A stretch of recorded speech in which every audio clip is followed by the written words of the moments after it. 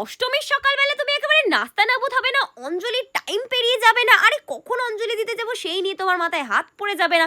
তাহলে তোমার কিসের অষ্টমীর সকাল বলো তো? না মানে কি অঞ্জলি দিলে তাহলে তুমি? চলো শুরু করি আজকের মতো আমার মিনি ব্লগ।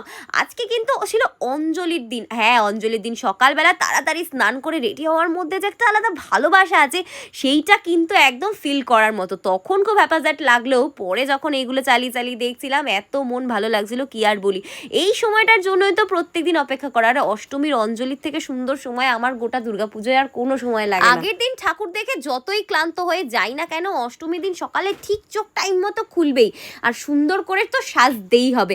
কেন কি জানি না কেন আমার এই সকালের সাজটা প্রচণ্ড ভালো লাগে সাজতে। মায়ের মুখ দেখে তো এমনি ক্লান্তি দূর হয়ে যায়। তবে হ্যাঁ, আমরাই বোধহয় শেষ ব্যাচ ছিলাম, বাট তারপরেও কিন্তু অঞ্জলি দেওয়া শেষ হচ্ছিল না। আহা, চারিদিকে মানুষের ভিড় দেখে আমারও কিন্তু মনটা খুশিতে ভরে গেছিল। কাকু তো গঙ্গা জল দিতে গিয়ে আমাকেই পুরো চুবিয়ে দিয়েছিল। আর চারিপাশে এত সুদর্শন নারী পুরুষ দেখে আমার তো মাথা খারাপই হয়ে গেছিল।